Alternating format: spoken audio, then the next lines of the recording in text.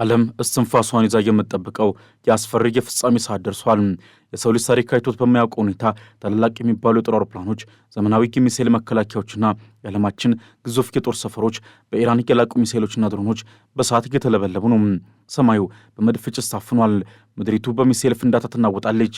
ዛሬ የምንመለከተው ተራ ጦርነትን ሳይሆን ኢራንና የአሜሪካ እስራኤል ጥምረት ወደማይመለሱበት የለየለት የጥፋት አዘቅት ውስጥ መግባታቸውን ነው። የአሜሪካ ኩራትና በመላው ዓለም ላይ ካሏት ግዙፍ የጦር ሰፈሮች መካከል ዋነኛ የሆነው በኳታር የሚገኘው የአሉዴይድ የጦር ሰፈር በኢራን የባለስቲክ ሚሳኤሎች ክፉኛ ተመቷል። ይህ የጦር ሰፈር በ10 ሺዎች የሚቆጠሩ የአሜሪካ ወታደሮችን፣ ዘመናዊ ቦምብ ጣይ አውሮፕላኖችንና የክልሉን የአየር ጥቃት የሚቆጣጠሩ የቴክኖሎጂ ውጤቶችን የያዘ የአሜሪካ የጥንካሬ ምልክት ነበር። ሆኖም ግን የኳታር የመከላከያ ሚኒስቴር እንዳረጋገጠው የኢራን ሚሳኤል ይህንን ግዙፍ ምሽግ ሰንጥቆ በመግባት መጥቶታል። ምንም እንኳን አሜሪካ ጉዳቱን ለመደበቅ ብትሞክርም እንዲህ ያለውን ግዙፍ የጦር ሰፈር የኢራን ሚሳኤል መድረሱ ብቻ ዋሽንግተንን በእጅጉ አስደንግጧል። ይህ ጥቃት አሜሪካ በመላው አካባቢው ላይ ያላትን የደህንነት ክልል ላይ ቀደድና እኛን ማንም አይነካን የሚለውን ትዕቢት አመድ ያደረገ ክስተት ሆኗል።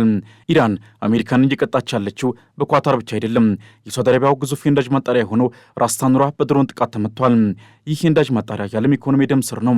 ይህን ቦታ መምታት ማለት የዓለምን ነዳጅ ማቆም፣ የዓለምን ኢኮኖሚ ማፈራረስና ምዕራቢያንን በብርድና በጨለማ እንዲቀመጡ ማድረግ ማለት ነው።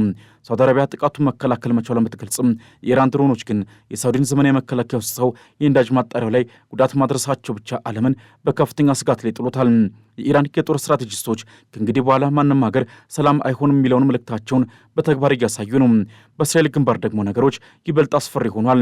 የኢራን ቀኝ እጅ የሆነውና እንደ አንበሳ የሚቆጠረው ሂዝቦላ የእስራኤልን የጦር ኃይል እያደባየ ይገኛል። ሂዝቦላ ማለት ተራ የምሽግ ተዋጊ ቡድን አይደለም።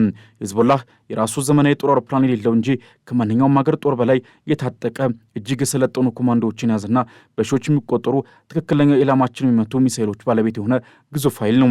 ሂዝቦላ በመካከለኛው እስራኤል የሚገኘውንና የእስራኤልን የጦር ቴክኖሎጂ የሚያመርተውን እስራኤል ኤሮስፔስ ኢንዱስትሪስ ዋና መስሪያ ቤትን በበርካታ ድሮኖች መምታት ችሏል። ይህ ቦታ የእስራኤል የጦር አውሮፕላኖች፣ ድሮኖችና ሚሳኤሎች የሚመረቱበት ልብ ነው። ይህን ልብ መምታት ማለት እስራኤልን አከርካሪዋን መስበር እንደማለት ነው ይላሉ ተንታኞች። ከዚህ በተጨማሪ በሰሜን እስራኤል የሚገኘውን የድሮን መቆጣጠሪያ ማዕከል በከፍተኛ ጥራት በሚመራ ሚሳኤል አመድ አድርጎታል። እስራኤል ምንም እንኳን ዘመናዊ ሚሳኤል መከላከያ እንዳላት ብትናገርም የጦር ኃይሉ ቃል አቀባይ ብርጋዴር ጀነራል ኤፊ ደፍሪን ግን እውነቱን ለመናገር ተገደዋል።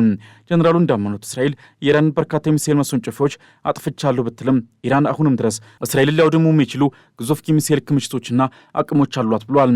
ይባስ ብሎም የእኛ የመከላከያ ኃይል በፍጹም የማይደፈር አይደለም በማለት የእስራኤል አይረንዶምና አሮ መከላከያዎች በኢራን ሚሳኤል ዝናብ መሸነፋቸውን በይፋ አረጋግጠዋል። ይህ የጀኔራሉ ንግግር በእስራኤል ሕዝብ ዘንድ ከፍተኛ ሽብርን ፈጥሯል። ቴልአቪቭና ሌሎች ከተሞች አሁን የሚሳኤል መቃብር እየሆኑ ነው። ከዚህ ባለፈ የእስራኤል ጦር በቴህራን ዋና ዋና ኢላማዎች ላይ ከፍተኛ ፍንዳታዎችን እያሰማ ነው። ቴህራን አሁንም በእስራኤል ቦምቦች እየተደበደበች ቀጥላለች። የቴህራን ሰማይም በሚሳኤል ታፍኗል። በርካታ ፍንዳታዎች በቴህራንና በሌሎች የኢራን አካባቢዎች እየተሰሙ ቀጥሏል። እስራኤልና አሜሪካ አሁንም በኢራን ላይ የሚወስዱትን ወታደራዊ ዘመቻ አጠናክረው እንደሚቀጥሉ እየዛቱ መሆኑን፣ የመካከለኛው ምስራቅ ውጥረት ወደማይመለስበት አዘቅት እየገባ መሆኑን ግልጽ አመላካች ሆኗል። በሊባኖስ በኩል ደግሞ የእስራኤል ጦር ወደ ውስጥ ዘልቆ እየገባ ነው። በኪአም ከተማ አካባቢ የሚካሄደው ውጊያ እጅግ አስከፊ ሆኗል። ሂዝቦላ ሰሜናዊ እስራኤልን በተለይም ሳፊድ የተባለችውን ከተማ የጦር ቀጠና አድርጓታል። ሂዝቦላ ለኢራን እንደ ጋሻና ጦር ነው። አሜሪካና እስራኤል ኢራንን ለመምታት ሲያስቡ መጀመሪያ ሂዝቦላን ማለፍ አለባቸው። ሂዝቦላ ደግሞ እስራኤልን ከውስጥና ከውጭ በመቆንጠጥ እረፍት እየነሳት ነው። ሆኖም በሂዝቦላ ላይ የሚፈጸመው ጥቃት ለብዙ ሊባኖሳውያን የሞጣ ፈንታን አመጥቷል። ከ50 የሚልቁ ዜጎች በሊባኖስ ተገድለዋል።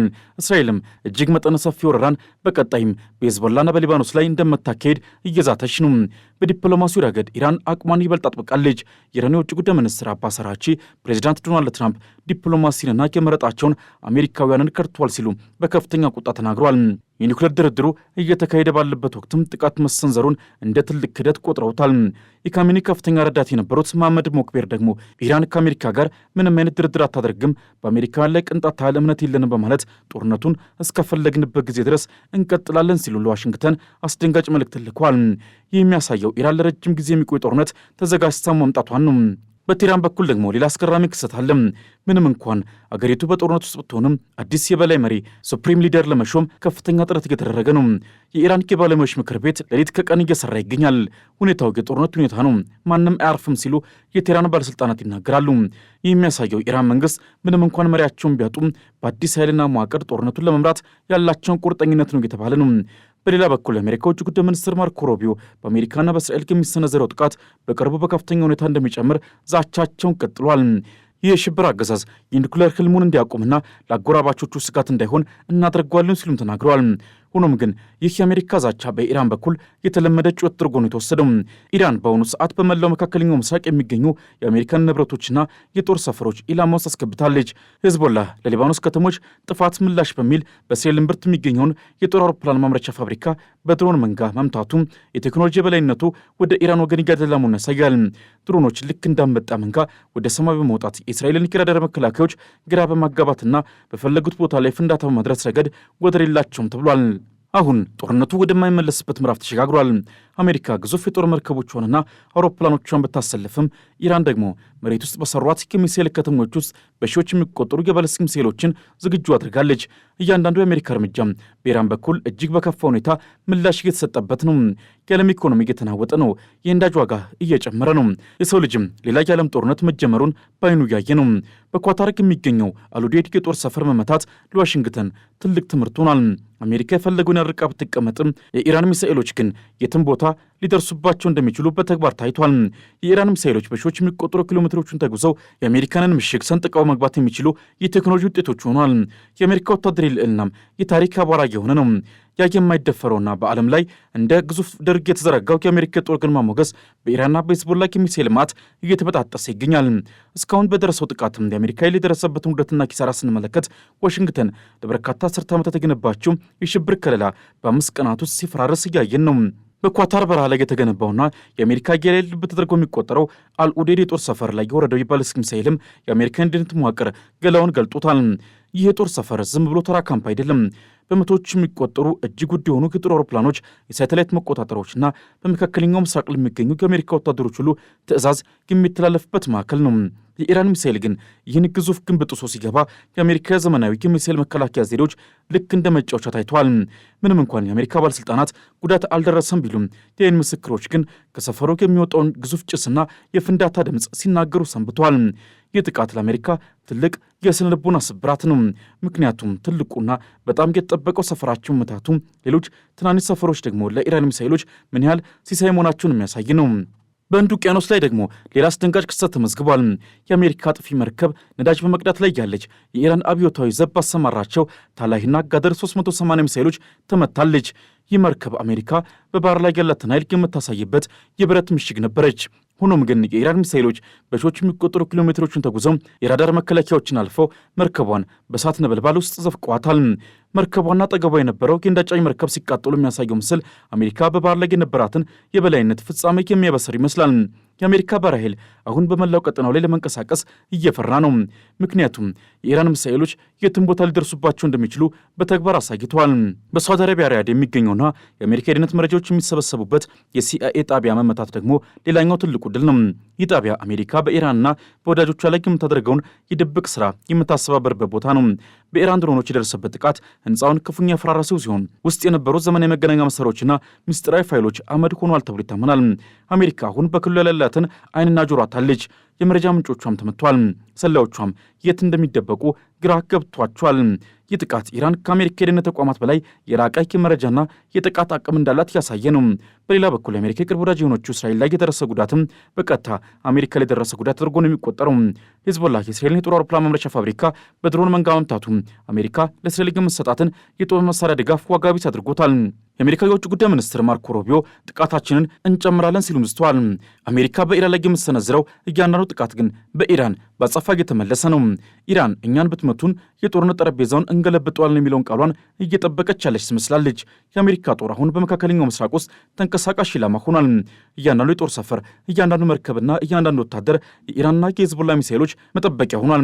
የኢራን የውጭ ጉዳይ ሚኒስትር አባስ አራግቺ እንዳሉት ዶናልድ ትራምፕ ዲፕሎማሲውን ቦምብ አድርገውታል። ትራምፕና ባለሥልጣናቱ ጦርነቱን የቤት ሽያጭ ግብይት መስሏቸው ነበር። ሆኖም ግን የኢራን አብዮታዊ ዘብ ይህ የሪል ስቴት ግብይት ሳይሆን የክብርና የሉዓላዊነት ጉዳይ መሆኑን በሚሳኤል ፍንዳታ እያሳየናቸው ነው ብሏል። ጦርነቱ 5ኛ ቀኑ ላይ ሲደርስም አሜሪካ በቢሊዮን የሚቆጠሩ ዶላሮችን ያፈሰሰችባቸው ንብረቶቿ ሲወድሙ አይታለች። በአሉዴድ የደረሰው ጥቃት በሳውዲ የነዳጅ ማጣሪያ ላይ የታገተው ድሮን፣ በህንድ ውቅያኖስ የሰመጠው መርከብና በሪያድ የፈረሰው የሲአይኤ ጣቢያ ተደማምረው የአሜሪካንን የዓለም ፖሊስነት ክብር አፈር ያስረገጡት ነው። ኢራን እስከፈለግንበት ጊዜ ድረስ ጦርነቱን እንቀጥላለን ማለቷ ደግሞ ለአሜሪካ አስደንጋጭ ዜና ሆኗል። አሜሪካ ለረጅም ጊዜ ጦርነት የሚሆን ኢኮኖሚ ሆነ ወታደራዊ አቅም አሁን ይኖራታል የሚለው ጉዳይ ጥያቄ ሆኗል። በተቃራኒው ኢራን አዲስ መሪ ለመሾም ያላትን ዝግጁነት እያሳየች ነው።